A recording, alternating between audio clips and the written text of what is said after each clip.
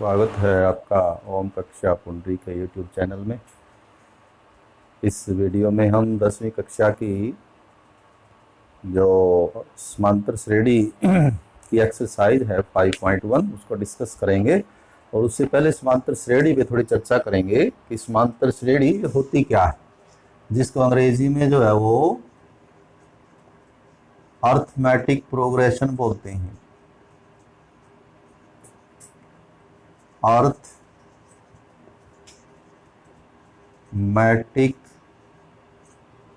Progression, arithmetic का ए और progression का पी, इसलिए हम इसको अब शॉर्ट में एपी ही बोल लेंगे, एपी से पढ़ेंगे।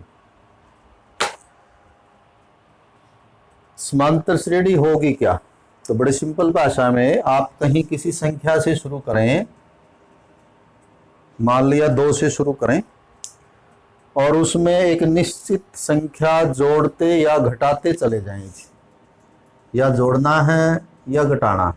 जैसे इसमें हम 3 जोड़ना शुरू कर दें, 3 जोड़ते चले जाएं, यानी हर बार 3 ही जोड़ना है। तो ये जो संख्याओं का इस तरह से जो एक क्रम आया है, इसी क्रम को बोलते हैं समांतर श्रेणी या अर्थमेटिक प्रोग्रेशन। ऐसा जरूरी नहीं है कि आप जोड़ते चले जाएं, आप 3 घटाते चले जाएं। 2 में से 3 घटा दें, -1, फिर 3 घटा दें, फिर 3 घटा दें। इस तरह से 3 जो है वो लगातार घटाते चले जाएंगे, तो भी जो ये क्रम आएगा इसको भी बोलेंगे समांतर श्रेणी। तो बड़ा सिंपल है, किसी एक संख्या से शुरू होते हैं और ये जहां से आप शुरू होते हैं इसको कहते हैं इसका प्रथम पद, और इसको हम ए से लिखेंगे, ए या A1 जी। इसके अलावा ये जो आगे आएगा इसको बोलेंगे द्वितीय पद, A2 जी, दूसरा पद। अगले को बोलेंगे A3, तृतीय पद, और फिर इसको बोलेंगे A4, चतुर्थ पद। यानी ये हो गया आपका द्वितीय पद। ये पद हैं, पहला पद, दूसरा, तीसरा, चौथा, इस तरह से। और ये आपका कहलाएगा तृतीय पद, फिर चतुर्थ पद, पंचम, षष्ठम, और इस तरह से ये चलता रहेगा। तो कुछ शब्द आए हैं आपके, एक तो पद किया, महीने पद बोलेंगे, ये कहलाएगा प्रथम पद जहां से हम शुरू करते हैं। और उसके बाद जो एक निश्चित संख्या आप जोड़ते हैं या घटाते हैं उसको बोलते हैं सारवंतर।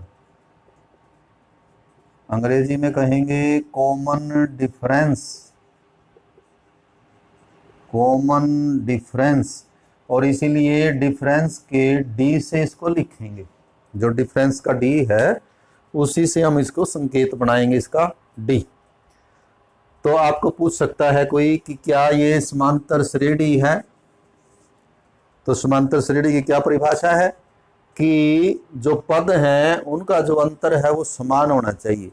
दूसरे पद और पहले पद का, तीसरे का दूसरे से, चौथे का तीसरे से, पांचवें का, इस तरह से बराबर अंतर होना चाहिए। तो यदि आपको ये चेक करना है कि क्या ये एपी है, तो क्या चेक करेंगे?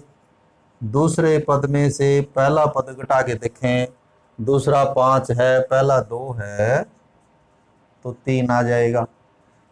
तीसरे पद में से दूसरा पद घटाएं तो 8 में से 5 घटाएंगे, ये भी 3 आएगा। चौथे पद में से तीसरा पद घटाएं तो 11 में से 8 घटाएं तो ये भी 3 आएगा। अर्थात सभी पदों का जो अंतर है वो समान है, और इस समान अंतर को ही बोलते हैं सार्व अंतर, कि सभी में जो अंतर है, कॉमन जो डिफरेंस है यानी कि डी, वो बराबर है। इसलिए यह एक समांतर श्रेणी या एक एपी। नीचे वाले में यदि आपको डी निकालना हो कि इनमें कितने का अंतर है, तो एक ध्यान देना है, जब भी डी निकालना है, सार्वंतर निकालना है, इधर घटाना है। 17 में से 14 घटा दें, या 14 में से 11, या 11 में से 8। लगातार जो दो पद हैं तो an में से an-1 यानी उससे पहला पद घटाना। तो यदि नीचे वाली का भी आपको सारवंतर यानी पता करना है तो इसमें से ये घटाया जाएगा, -1 में से 2 घटाया जाएगा। अब ये भी माइनस, ये भी माइनस, तो ये हो जाएगा -3। और ये हमें पता ही है कि हमने ये कैसे लिखा है, 3 घटाते घटाते लिखा है, तो इसका जो डी है वो होगा -3। तो ये तो है एपी के बारे में बातें कि हर एक एपी में मुख्यतः 2 ही अंक जो है वो सबसे महत्वपूर्ण होते हैं। और वो 2 अंक कौन से हैं कि एक तो आप उसको शुरू कहाँ से करते हैं, यानी आपके पास 2 ही संख्याएं हैं, 2 ही अंक ऐसे हैं जो किसी एपी को, किसी समांतर श्रेणी को निर्धारित करते हैं। वो कौन कौन से हैं? एक तो प्रथम पद कि आपने वो शुरू कहाँ से किया, उसको ए बोलेंगे। और फिर उसमें कितना जोड़ा या कितना घटाया है लगातार, उसको बोलेंगे सार्व अंतर। तो इन 2 के साथ चलेंगे। एक्सरसाइज 5.1 तो उसमें शुरू में बड़े आसान सवाल दिए हुए हैं। जो पहला सवाल है उसमें उसने 4 प्रश्न आगे बढ़ाए हैं, 4 स्थितियां दी हमें ये बताना है कि वो जो प्रॉब्लम है उसमें जो पद आएंगे, जो संख्याएं आएंगी, क्या वो एपी में आएंगी।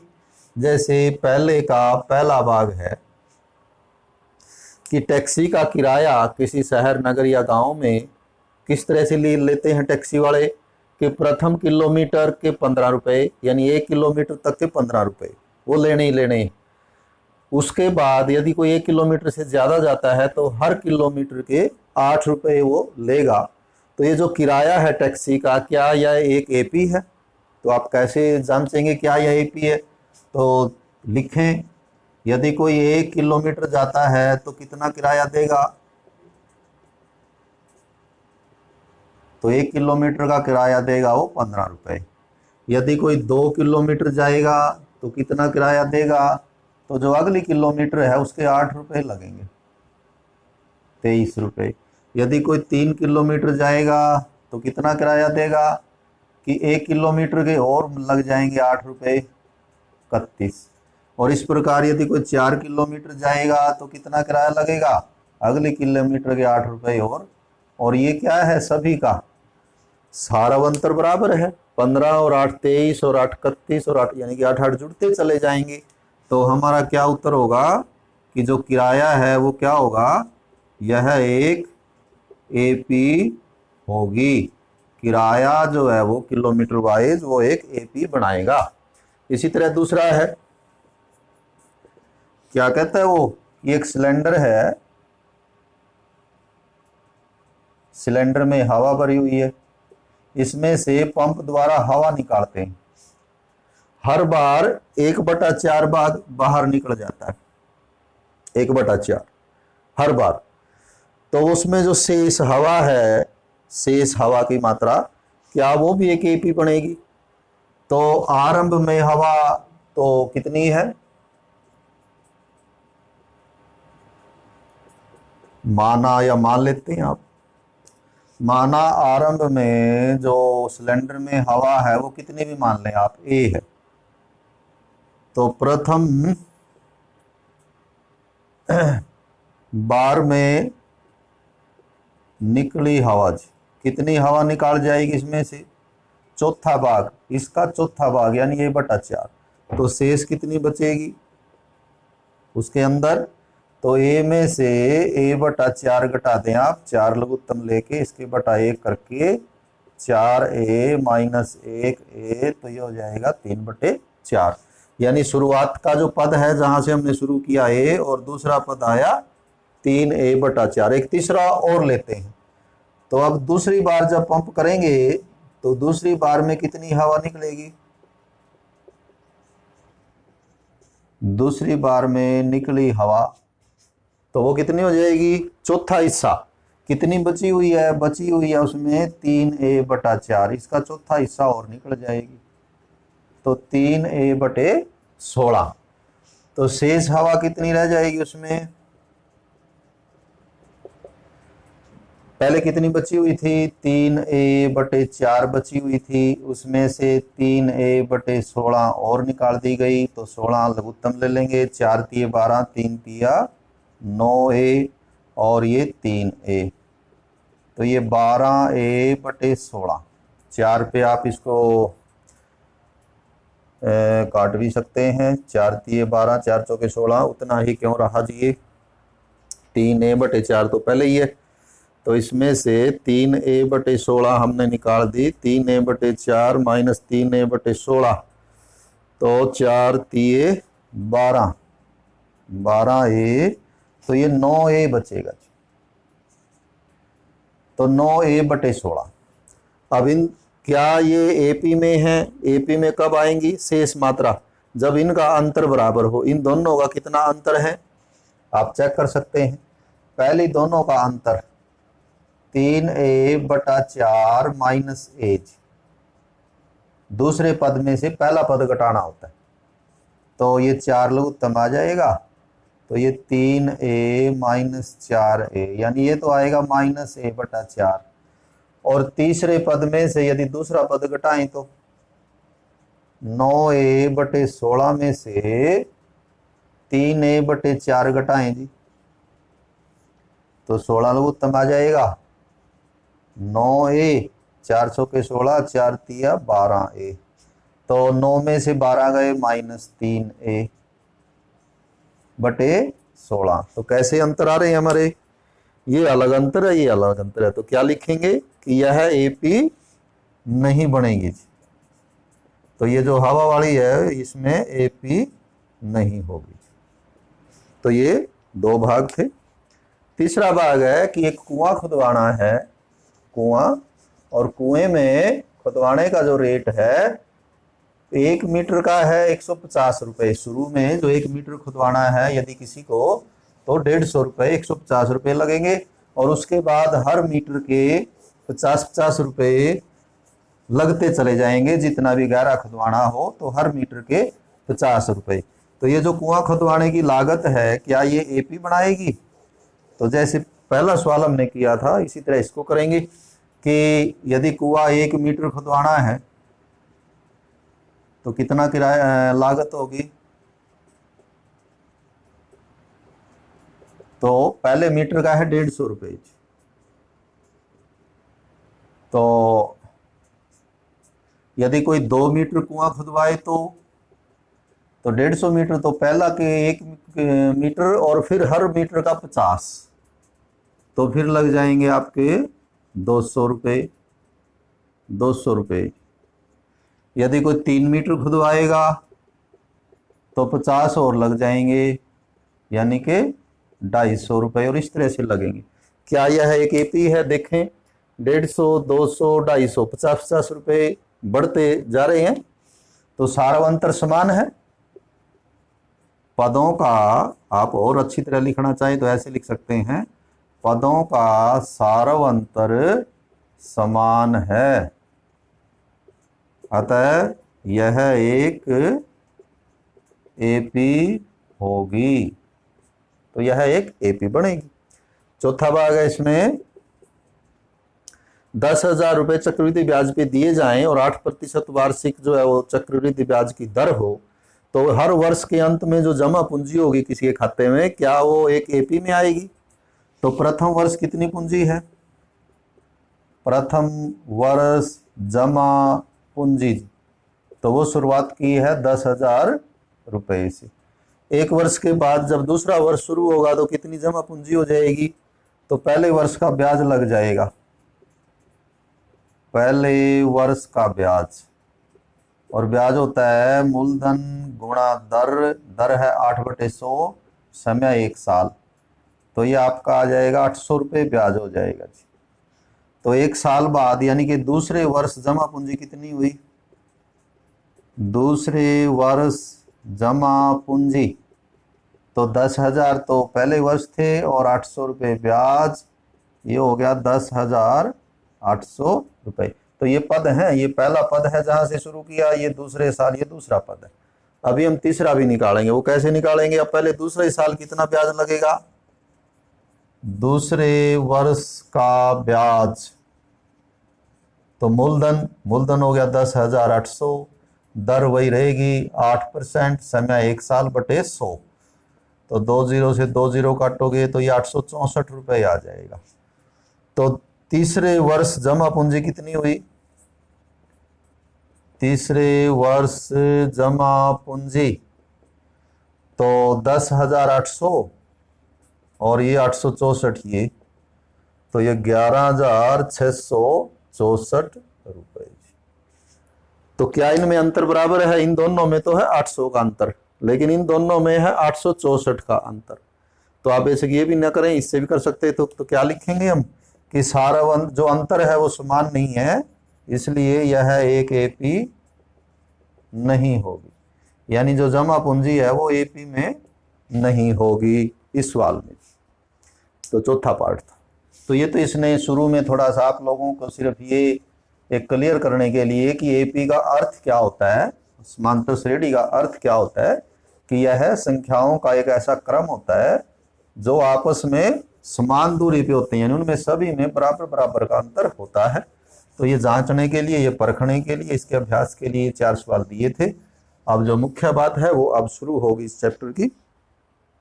दूसरा बहुत छोटा है, पहले 4 पद लिखने हैं जी, शुरुआत के 4 पद, दूसरे का पहला भाग, तो इससे आसान कुछ नहीं हो सकता। और उसने दिया हुआ है कि जो ए है वो 10 है और जो डी है वो भी 10 है। तो हमें इन दोनों का मीनिंग पता होना चाहिए। ए का मतलब कि हमें एपी कहाँ से शुरू करनी है? 10 से। डी का मतलब कितने कितने का अंतर रखते जाना है? 10, यानी कि 10 जोड़ते जाना है। तो इसलिए क्या बनेगी एपी? तो बहुत लंबा भी लिखने की जरूरत नहीं है, ऑब्जेक्टिव 1 नंबर का सवाल हो सकता है ऐसा। कहाँ से शुरू करेंगे? 10, और फिर 10 10 जोड़ते चले जाएंगे। 10 और 10 20 और 10 30 और 10 40। लिखने भी कितने थे? 4 पद। यदि इसको आप लंबा करना चाहें तो ऐसे कर सकते हैं कि पहला पद तो दिया ही है, पहला पद तो 10 हुआ, दूसरा क्या हो जाएगा? 10 में 10 और जोड़ देंगे, फिर तीसरा पद क्या हो जाएगा? ये जो 20 आया इसमें डी फिर जोड़ देंगे 30, और चौथा पद क्या होगा? 30 में 10 जोड़ देंगे, तो यह कितना हो जाएगा? 40। तो इस तरह से भी लिख सकते हैं आप। A1 यानी कि प्रथम पद, जिसको ए से भी लिखते हैं, A2 दूसरा पद, A3 तीसरा पद, A4 चौथा पद, इस तरह से। तो दूसरा आप कर लेंगे, -2 से शुरू करना है, दूसरे में -2 से शुरू करना है, और डी जो है वो 0 है, 0 जोड़ते जाना है। तो -2 में 0 जोड़ेंगे, -2 फिर 0 जोड़ेंगे, -2 फिर 0 जोड़ेंगे, -2, यानी हर पद जो है वो समान आता रहेगा। तो ये भी एक अच्छा रुचिपूर्ण सवाल है, आपको पूछ सकता है कोई कि 4 4 4 4 क्या यह एक एपी है? तो हमारे दिमाग में होता है कि इनमें तो कोई अंतर तो है ही नहीं जी, एपी कैसे होगी? एपी में तो बराबर अंतर होता है, 4 और 2 6 और 2 8 और 2, ऐसा तो इसमें है नहीं, लेकिन ये एपी है। कैसे एपी है? कि इन दोनों का अंतर कितना है? 0, इन दोनों का अंतर भी कितना है? 0, और इन दोनों का अंतर भी कितना है? 0। तो यह एक एपी है जिसका सारा अंतर 0 है। तो तीसरा है 4 से शुरू करना है, और डी जो है वो -3 है, डी -3 का मतलब 3 घटाते जाना है। 4 से शुरू करना है और फिर 3 घटाते जाना है, तो एक बार और 3 घटा देंगे, फिर एक बार और 3 घटा देंगे, तो क्या आंसर हो जाएगा? 4, 3 घटाएंगे -1, -1 में से फिर 3 घटाएंगे, तो ये आप यहाँ भी देख सकते हैं, 3 और 3 6, 6 जोड़ के हैं, घटा के हैं, तो ये -4 3, तो ये जमा 1 आएगा जी। तो ये आएगा आपका -2, और फिर आगे आएगा -5। तो ये 4 पद हो गए, प्रथम पद, द्वितीय, तृतीय और ये चतुर्थ पद, यानी कि 3 3 घटाते चले गए हम। चौथे में -1 से शुरू करना है, और डी जो है वो 1/2 है। डी यानी जो सारावंतर है वो 1/2 का मतलब 1/2 जोड़ते चले जाना है। तो इस तरह से ही हम ये कर लेते हैं। थोड़ा सा इसमें आपको जोड़ने में हो सकता है कि थोड़ा सा टाइम लगे। क्या कहता है वो चौथे में? चौथा भाग आपको शुरू करना है -1 से, और डी बराबर 1/2 करते जाना है। तो प्रथम पद तो ये हो ही गया, द्वितीय पद क्या आएगा, पहले पद में 1/2 जोड़ लेंगे। अब जोड़ने में क्या होगा, लघुत्तम लेंगे इनका 2, 1 दूनी 2, 2 - 2 जमा 1, तो -1/2। तीसरा पद, ये जो पद अभी आया है इसमें 1/2 और जोड़ लें, तो ये माइनस का ये प्लस का आप सीधा भी लिख सकते हैं 0, या फिर इनका 2 लघुत्तम लेके उससे भी कर लें। चौथा पद, ये जो अभी पद आया है इसमें और जोड़ लें 1/2, तो कितना उत्तर आ जाएगा 1/2। इसी तरह का पांचवा है कि आपको शुरू तो करना है -1.25 से, और डी क्या रखना है -0.25, अर्थात 0.25 घटाते चले जाना है। तो पहला पद तो ये हो गया, आपको 4 निकालने हैं। तो दूसरा क्या होगा, इसमें से एक तरह से डी जोड़ने का मतलब, लेकिन डी घटाएगा तो घटा दें 0.25, ये भी घटाएगा ये भी घटाएगा जी, तो ये माइनस आ जाएगा, यानी एक तरह से जुड़ के दोनों 1.50 हो जाएंगे जी, 25 25 50, और ये 1। तीसरा पद क्या होगा, ये जो अभी अभी आया है -1 पॉइंट, इसमें से 0.25 और घटा देंगे, ये भी घटा ये भी घटा, 50 और 25 75, तो 1.75 आ जाएगा जी। चौथा पद, ये जो अभी अभी आया है -1.75, इसमें से 0.25 और घटा देंगे, तो आप देखें ये दोनों घटा के हैं तो जुड़ जाएंगे 25 और 75 100, और वो जो हासिल लगेगा वो हासिल 1 और 1 2 हो जाएगा, यानी उत्तर आ जाएगा -2.00। इसको आप -2 भी लिख सकते हैं। तो ये हमारा दूसरा सवाल है इस एक्सरसाइज का, जिसमें आपको ये दिया हुआ है कि आपको शुरू कहाँ से करनी है एपी, और फिर उसमें कितना जोड़ना या घटाना है। इसके बाद है तीसरा प्रश्न, तीसरा भी लगभग ऐसा ही है। उसमें आपको एपी दी हुई है, आपको प्रथम पद और डी बताना है। जैसे ये कहता है कि 3 1 -1 3, तो ये एक एपी है, आपको बताना है इसका प्रथम पद कितना है। तो प्रथम पद तो जहां से शुरू करते हैं वो होता है, तो प्रथम पद तो इसका 3 है। इसका सारव अंतर कितना है, डी, सारव अंतर यानी कि डी, प्रथम पद होता है ए, कितना है, इसमें से ये घटा दें या इसमें से, या कोई से में से कोई सा घटा दें। चलिए हम शुरू में ही दूसरे पद में से पहला पद घटा देते हैं, तो 1 में से 3 घटाएंगे तो बचेगा आपका -2। तो दूसरा आप खुद ही कर लेंगे, इसमें से ये घटाएंगे 4 उत्तर आ जाएगा। तीसरा भी मुश्किल नहीं है, हम चौथा कर लेते हैं। तो दूसरे में क्या करना है, डी निकालना है, चलिए निकाल देते हैं। दूसरा पद तो है -1, उसमें से घटाना है -5, तो एक माइनस तो ये घटाने वाला और ये खुद भी माइनस है, तो ये +5 होने के बाद +4 उत्तर आएगा। तीसरे में दूसरा पद है 5/3 और पहला पद है 1/3, 3 लघुत्तम आ जाएगा, 5 - 1 उत्तर आ जाएगा 4/3।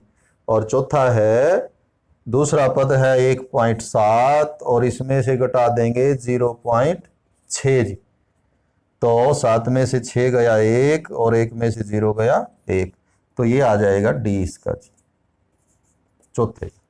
तो ये छोटे छोटे क्वेश्चन हैं शुरू में, जिसमें आपको डी वगैरह निकालने थे। इस एक्सरसाइज में जो आगे क्वेश्चन है चौथा, उसके कई पार्ट हैं, कई भाग हैं उसके, उसमें भी आपको इस तरह से एपी दी, एपी तो नहीं कह सकते, एक जो है वो सीक्वेंस जो है वो दी हुई है, एक श्रेणी दी हुई है, आपको ये बताना है क्या वो एपी है, तो इतना ही बताना है। तो आपको अंतर चेक कर लेना है, हम 1-2 सवाल चलो उसका भी कर देते हैं। जो आपका चौथा सवाल है उसका कोई एक आधा पार्ट हम कर लेते हैं, ताकि जो है वो, तो चलिए यही कर लेते हैं जी। 3 3 जमा वर्गमूल 2, 3 जमा 2 वर्गमूल 2, 3 3 जमा वर्गमूल 2, 3 जमा 2 वर्गमूल 2। इस तरह से क्या यह एक एपी है, क्या ये एक समांतर श्रेणी है? तो क्या करेंगे आप, दूसरे पद में से पहला पद घटा के देखें।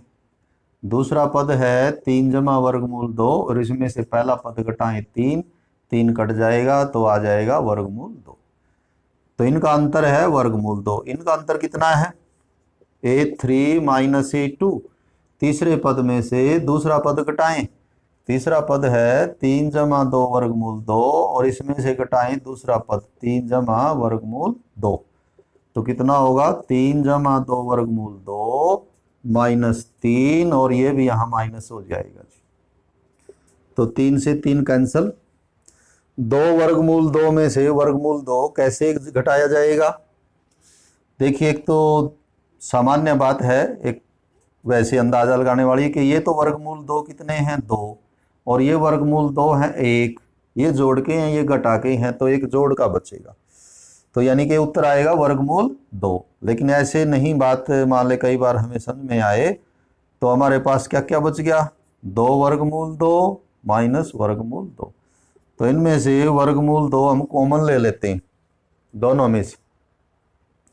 तो यहाँ 2 रह जाएगा, यहाँ 1 रह जाएगा और 2 में से गया 1 और यहाँ पर गुणा है, तो 1 की गुणा का कोई असर नहीं पड़ता। क्या आ जाएगा? वर्गमूल 2। तो ये भी अंतर वर्गमूल 2 और पहले भी वर्गमूल 2 और अब यदि आगे भी करेंगे आप तो वो भी वर्गमूल 2 आएगा। तो इसका मतलब क्या हुआ कि यह एक एपी है। और फिर ये कहता है कि इसके अगले पद लिखो। जैसे अभी तो ये 1 2 3 4 5 और दिए हुए आपको, चौथा भी दिया, पांचवा भी दिया है। तो छठा, सातवां, आठवां कहता है ये कि इसका छठा पद कितना होगा, सातवां कितना होगा और आठवां कितना होगा। तो छठा पद क्या होगा कि जो पांचवा पद है, जो आपकी किताब में पांचवा पद दिया हुआ है, उसमें डी और जोड़ दें। और वो कितना दिया हुआ है? 3 मोर टर्म। तो 4 टर्म इसमें दी हुई है, पांचवी नहीं दी। चौथी टर्म इसमें दी हुई है 3 जमा 3 वर्गमूल 2। तो ये चौथी दी हुई है। तो आपको पांचवी, छठी और सातवीं जो है वो और लिखनी है। तो पांचवी कैसे आएगी कि जो चौथी है, चौथी कितनी है? चौथी है 3 जमा 3 वर्गमूल 2। उसमें डी जोड़ देना है और डी ये निकाला हुआ हमने, कितना भला? वर्गमूल 2। तो कितना हो जाएगा? ये 3 तो अलग है, ये और ये जोड़ दें तो 3 तो ये हो गए, एक ये हो गया, कितने हो जाएंगे? ये 4 हो जाएंगे। या वर्गमूल 2 इनमें से कॉमन ले लें तो 3 जमा 1 4, इस तरह से हो जाएगा। तो कुल मिला के ये आ जाएगा 4 वर्गमूल 2। अच्छा, इससे अगला पद क्या होगा कि ये जो अभी अभी आया है 3 जमा 4 वर्गमूल 2, इसमें एक डी और जोड़ लें, यानी वर्गमूल 2 और जोड़ लें तो कितना हो जाएगा? 4 वर्गमूल 2 में वर्गमूल 2 जोड़ें तो 4 ये हैं, एक ये हैं, तो ये 5 हो जाएंगे। या दूसरी तरह से कैसे जोड़ेंगे? इन दोनों में से वर्गमूल 2 कॉमन ले लें तो यहाँ 4 बचेगा, यहाँ 1 बचेगा। 4 जमा 1 4 जमा 1 हो जाएगा 5। और एक पद और बताना है, सातवां। तो ये जो छठा पद आया था अभी अभी 3 जमा 5 वर्गमूल 2, इसमें वर्गमूल 2 और जोड़ लें तो 5 ये, एक ये 6 हो जाएंगे।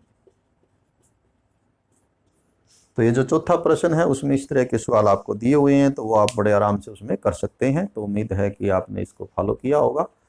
तो थैंक्स।